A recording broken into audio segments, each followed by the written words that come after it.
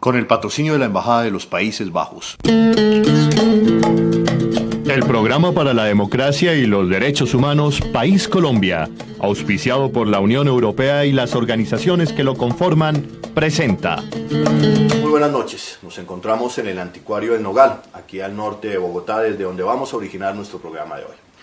Claudia López es profesional en finanzas y relaciones internacionales y en las últimas 3 semanas ha estado en el debate público. ¿Por qué?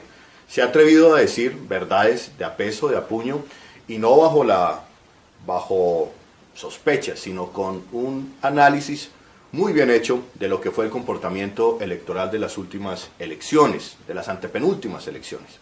¿Qué ha dicho Claudia López? Claudia ha dicho, por ejemplo, que el señor Jorge 40, jefe paramilitar del Bloque Norte de las Autodefensas, se convierte hoy en la amenaza más grande a la democracia, especialmente al funcionamiento de las administraciones locales en toda la costa norte de Colombia. Y también ha dicho lo siguiente, que las mafias regionales, mafias del paramilitarismo, se vienen apoderando de las administraciones locales en buena parte del territorio nacional y que estas elecciones que se aproximan podrían ser o pueden convertirse en la consolidación de ese poder.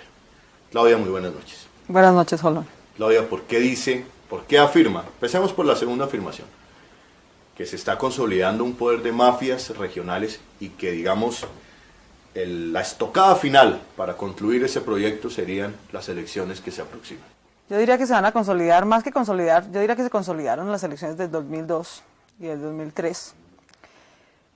Y realmente lo que va a pasar en estas elecciones es que se van a legitimar, es decir, que van a quedar incrustadas, legalizadas, legitimadas, porque ya lograron, digamos, penetrar, por esa etapa pasaron hace varios años, lograron introducirse dentro de las instituciones, es decir, cooptar alcaldes, poner concejales, poner diputados, ¿Quiénes? Imponer gobernadores únicos, mafias armadas ilegales.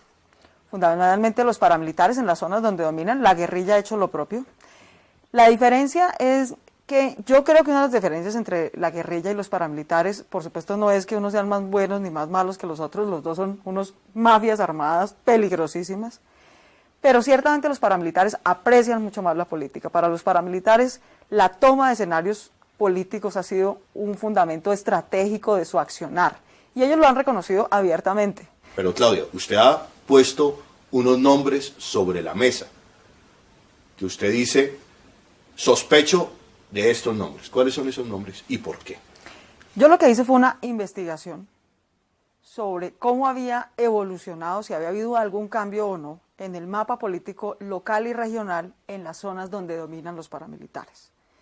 Entonces, primero, había que investigar cuáles son las zonas donde dominan los paramilitares. Entonces, para eso hay muchas fuentes oficiales. Todas las fuentes que yo he usado son oficiales, estadísticas de la policía, de la Vicepresidencia de la República, del Observatorio de Derechos Humanos, que son quienes clasifican los delitos, los homicidios, las masacres, sobre decir que un actor armado ilegal no se toma el control de un territorio repartiendo sonrisas, sino plomo, ¿no? Así de cruel es, pero así es. Y en la medida en que hay más sectores ilegales compitiendo por un territorio, más cruenta es la violencia, porque el que llega, suponga usted que dominaba la guerrilla Yomar, llegaron los paramilitares, el que llega tiene que demostrar más intimidación para ganar respeto y más terror para ganar respeto. Entonces, tiene que matar más gente, tiene que masacrar más gente, tiene que intimidar más. Eso es una espiral de violencia enorme. Y eso está bastante bien documentado por las estadísticas oficiales. Eso explica, digamos, el boom o el crecimiento de masacres de lo que fue en los años 1998 al 2001. Exactamente, eso fue exactamente lo que yo hice, para darle una idea, digamos, a la opinión que nos esté escuchando. Del 98 al 2001, la violencia homicida nacional fue de un promedio del 140%. Atroz, atroz. Pero la violencia clasificada por los organismos del Estado como presuntamente cometida por los paramilitares en esas zonas que ellos hoy reconocen dominar, creció en un 664%. Es decir, la violencia homicida paramilitar fue 6 veces superior al promedio nacional en esas zonas.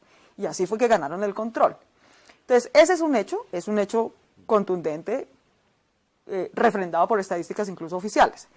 Eso pasa entre el 98 y el 2001 fundamentalmente. Ese es el periodo de gran auge y crecimiento del proyecto político y militar de los paramilitares. Y en el 2002 hay elecciones al Congreso. y en el 2003 hay elecciones de autoridades locales. Entonces, ¿qué analicé yo desde el punto de vista político? Si se había presentado algún tipo de atipicidad, ¿cambió el mapa político en esas regiones? El hecho que llegaran los paramilitares y fueran la nueva autoridad, controlaran el territorio, impusieran nuevas reglas de juego, ¿hizo que cambiara el mapa político? ¿Sí o no? La respuesta es sí. En esas regiones, especialmente en ciertos grupos de municipios donde ellos tienen un mayor control, el mapa político cambió. Hay una atipicidad. Atipicidad que se da fundamentalmente por dos cosas. Una, porque personas que ya tenían una trayectoria política, digamos algunos incluso que podríamos considerar caciques, cambian su patrón electoral. Digamos, podrían ser personas, por ejemplo, que tenían elección, digamos, votos relativamente en todo el departamento. Ocurren cosas como que empiezan a perder votos en unos sitios y a ganar arrasadoramente en otros. Ya no tienen una distribución, digamos, relativamente equitativa, sino que sin ninguna explicación aparente pierden el 50, el 60, el 70% de sus votos en un grupo de municipios y en cambio ganan el 90% del total de la votación de un municipio en otro grupo. Que nunca habían visitado. No necesariamente, porque como eran políticos, digamos, con trayectoria, lo que hace es que cambia su patrón electoral. En sitios donde antes no sacaban muchos votos, ahora sacan todos los votos. En sitios donde antes tenían muchos votos, los pierden. Entonces uno empieza a preguntarse, ¿por qué? ¿No? ¿Qué hace que lo hicieron correr hacia un sitio, por ejemplo? Pero esa es una atipicidad. La segunda atipicidad es que aparecen unas figuras que el país no conocía, que no tenían una trayectoria política, y que de repente aparecen como los grandes caciques regionales. Rocío Arias en Antioquia. Eleonora Pineda. Díaz Maloff en Magdalena. Digamos, para dar tres ejemplos. El senador Clavijo, un señor que yo creo que nadie ha oído. ¿En qué parte del país? El senador Clavijo sistemáticamente solo saca votos en esas zonas donde hay dominio paramilitar. En Antioquia con Rocío Arias, en el sur de Bolívar, en Puerto Boyacá, en la zona de Santander, digamos, donde hay dominio paramilitar. Y ha pasado de agache calladito, prácticamente. Cada vez que yo menciono al senador Clavijo, nadie sabe quién es el senador Clavijo, el señor no ha dado una declaración, ha pasado totalmente de agache. Pero ejerce el poder, es senador de la República, presenta proyectos de ley, vota los proyectos del gobierno, etcétera. Entonces, esa es la tipicidad. Entonces, básicamente yo lo que hice fue analizar cuántos distritos se conformaron. Lo que yo encuentro es, con base en las cifras, se conformaron unos 12 distritos, fundamentalmente en departamentos de la costa atlántica, en Santander, en Antioquia, digamos la zona del Magdalena Medio, es decir, Cundinamarca, Santander, Antioquia, hasta llegar a la costa norte, y allí cambió el mapa político. Vamos a los ejemplos que usted ha puesto, Claudia, pero creo que tiene más nombres. Sí. Tú dices, esas son las variantes que te permiten allí deducir. ¿Qué otras? Por ejemplo, ¿cuál fue la votación de Eleonora Pineda? ¿Quién era Expliquémosle Eleonora Pineda? a la audiencia qué es atipicidad, a ver si ellos consideran que es atípico. Primero, es claro que violencia, Valencia y Tierra Alta, por ejemplo, dos municipios cordobeses, y los municipios intermedios y los corregimientos intermedios entre esos municipios, constituyen una zona de dominio paramilitar. De hecho, es en las inmediaciones de Tierra Alta, donde queda Santa Fe de Ralito, donde se ha desarrollado el proceso de paz. Digamos, un secreto a voces. Obviamente los paramilitares no hubieran pedido que la sede del proceso de paz quedara en la mitad del Caguán, donde domina la guerrilla, sino en una zona donde ellos dominan. Luego eso es un hecho establecido, que esa es una zona de dominio paramilitar. ¿Quién era la señora Eleonora Pineda en el año 2000? La señora Eleonora Pineda en el año 2000 era una concejal del municipio de Tierra Alta, que había sacado 748 votos. Nada particularmente anormal para ese municipio, en el año 2000. En el año 2002 es candidata ahora a la Cámara de Representantes por Córdoba. Concejal a la Cámara. A la Cámara, que es una cosa bastante inusual. Pero bueno, pero es legítimo. Digamos, el bueno, pero no toca hacer el transcurso, digamos, cualquier ciudadano se puede lanzar. Cualquier ciudadano. Bien, pero el capital político... Si usted considera que tiene un capital... Bueno, y si no también, digamos, la gente puede debatir, eso no tiene nada normal. Lo que es anormal es que en el 2000, que tenía 748 votos en ese municipio, en el 2002 tuvo en ese municipio 11.648 votos. Y en el total del departamento de Córdoba, 82.000 votos. Gina Parodi, por ejemplo, para ponerle un ejemplo a la audiencia pública. Gina Parodi en Bogotá sacó 76.000 votos. En Bogotá, que tiene 7 millones de habitantes. Bueno, en Córdoba, que no tiene ni 1,5, esta señora saca 82.000 votos. Es decir, pasó en 2 años de 748 votos a 82.000. Una cosa, pues, meteórica, digamos. y su mayor concentración electoral está justamente esos 11.000 y pico votos, donde arrasa, digamos, con la votación, justamente donde dominan los paramilitares. Entonces, lo que yo digo es, eso no es casualidad. Yo no creo que eso sea casualidad. Pero además, si a eso le agregamos el proyecto político que ella defiende, pues claramente coincide con el de los paramilitares, y ella no ha hecho ningún esfuerzo por ocultarlo, digamos, eso a ella y a Rocío Arias hay que reconocérselo, lo cual no quiere decir que sea legítimo, digamos que es un poco menos hipócrita, pero es igualmente ilegal y peligroso. Ese tipo de atipicidades se presentaron perfectamente en otros municipios. Diez Malov, senador por el Magdalena, su principal fuente de votación es el departamento del Magdalena, la costa norte. Diez Malov es un señor que nunca en su vida ha tenido un cargo público de barrendero en el departamento del Magdalena, nunca. No vive allá, no nació allá, no ha hecho política allá. En su primera elección sacó 35.000 votos en el Magdalena. Y lo saca concentrados en unos territorios donde hay claro dominio paramilitar. Yo no creo que eso sea casualidad. Jorge Caballero, del departamento del Magdalena, representante a la Cámara. Jorge Caballero, cuando se le expuso esta tesis en un debate en el Congreso, digamos, esta información, digamos, ya era pública, dice, no, a mí háganme un debate por clientelismo, pero no por paramilitarismo. Yo no le debo mis votos a los paramilitares. Mi familia ya gobernando el Magdalena 80 años. Mis votos son los de mi hermano, los de hermanos son de mi papá, los de mi papá son los de mi abuelo, los de mi abuelo son los de mi tatarabuelo. Eso es cierto. La pregunta es por qué cambió tanto su votación justo después de que hay dominio paramilitar. Jorge Caballero, por ejemplo, había sido gobernador del Magdalena. Entonces él dice, mire, mi votación se debe a mi gestión, ¿cierto? Entonces uno dice, bueno, ¿y por qué si se debe a su gestión perdió tan dramáticamente votos donde 10 más los ganó? Allá él perdió es que pasó de tener 2.000 y pico votos a 4 o a 200. En unas zonas del Magdalena pierde dramáticamente. Y en otras, donde antes le iba bien, normal, de repente empieza a quedarse con el 95, 97, 99% de los votos del municipio. Yo creo que eso no es normal. ¿Eso qué indica? Que hay una distribución, que hay alguien que está interfiriendo y diciendo, estos votos de estos municipios son para Jorge, estos votos de estos municipios son para 10, estos votos de estos municipios son para Eleonora, no son para nadie más. Eso es lo que yo creo, que allí hubo interferencia en distribuir municipios, votos de unos municipios a unos electores, y que en esos municipios se hizo saber. ¿Cuántos casos más que estamos hablando? Se preferiría, digamos, que se votara por unos candidatos que por otros. Hubo unos 12 distritos. Te dice que 24 congresistas hoy son puestos por el proyecto paramilitar. Yo no puedo afirmar eso exactamente, porque tendría que tener una prueba, digamos, del acuerdo que firmaron pues con Jorge 40, sobre decir que no firmaron un acuerdo. Le suena. Yo lo que digo es que a mí no me parece casualidad que las votaciones de esos representantes estén, una parte de las votaciones de esos congresistas estén, concentradas en zonas de dominio paramilitar, 2, tengan un cambio sustancial respecto del promedio histórico de las votaciones o de ellos mismos o de otros en esos mismos sitios, y que además defiendan abiertamente muchas propuestas que coinciden más con el proyecto político paramilitar que con el de la democracia. ¿Caso de gobernaciones también se da?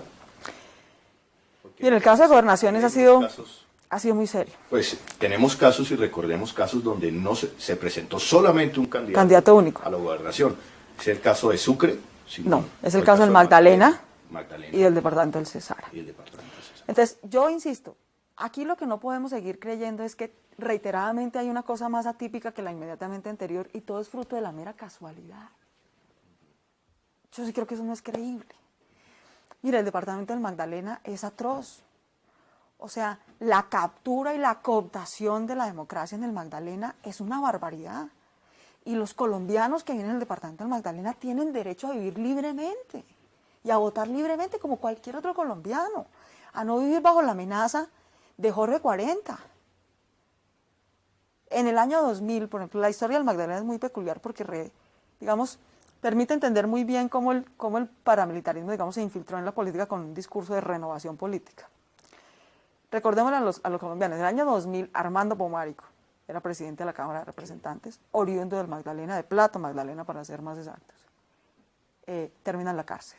Claro, era un político corrupto, tradicional, al que al fin se le descubrió uno de los N chanchullos que debió haber hecho en su vida, y terminó en la cárcel.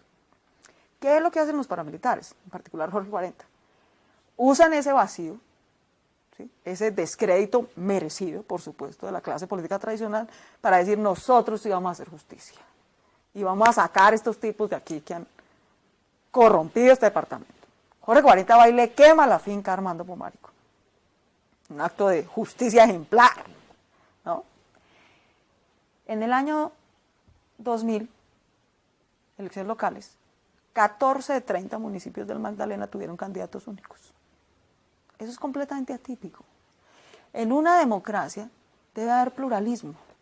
Pero hoy se está desactivando el paramilitarismo. Hoy tenemos un presidente y un comisionado de paz que todos los días nos dicen que esto se desactivó, que le han entregado a la paz del país tantos hombres sin armas. Entonces uno pudiera pensar que eso se está desactivando, que no vamos a tener congresistas del proyecto político paramilitar. Ojalá, pero yo no creo. Y no creo porque, por ejemplo, Jorge 40, que ha violado sistemáticamente todos los compromisos del supuesto proceso de paz. Jorge 40 no ha devuelto un bien, no ha devuelto una pistola, no ha hecho una sola confesión, no ha devuelto un hombre, sigue libre. Estamos a 25 días de las elecciones. Si alguien cree que si 8 días antes de las elecciones el señor entrega sus armas, quiere decir que no influyó en las elecciones, creo que es un acto de autoengaño total. Para usted, Jorge 40 es la punta de lanza de la estrategia política paramilitar, como lo fue Carlos Castaño en su momento, yo tengo esa hipótesis. Punta de lanza del proyecto militar. De acuerdo. Yo creo que así, digamos, como Carlos Castaño fue al crecimiento militar de los paras, digamos lo que el Mono Jojoy fue al crecimiento militar de la guerrilla, ¿sí? Jorge 40 ha sido claramente, digamos, la punta de lanza de la estrategia de cooptación y penetración política en la costa atlántica del paramilitarismo. Pero entonces, ¿a qué juega este gobierno, Claudia? Bueno, eso sí hay que preguntárselo al gobierno. A mí me parece que es legítimo hacer un proceso de paz. Yo creo que eso es legítimo. Yo lo que siento como colombiana es que estoy pagando todos los costos y no tengo muy claros los beneficios. Es decir, esta es gente que no ha contado nada, no ha confesado nada, no ha devuelto los bienes, pero está recibiendo los beneficios de no ser extraditada, de no ser juzgada, de no ser condenada. Hay voces que dicen se está legitimando un proyecto paramilitar en Colombia, un proyecto mafioso. Sí.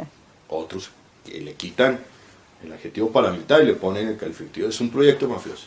Sí. ¿Usted comparte eso? Yo creo que sí. ¿Por qué?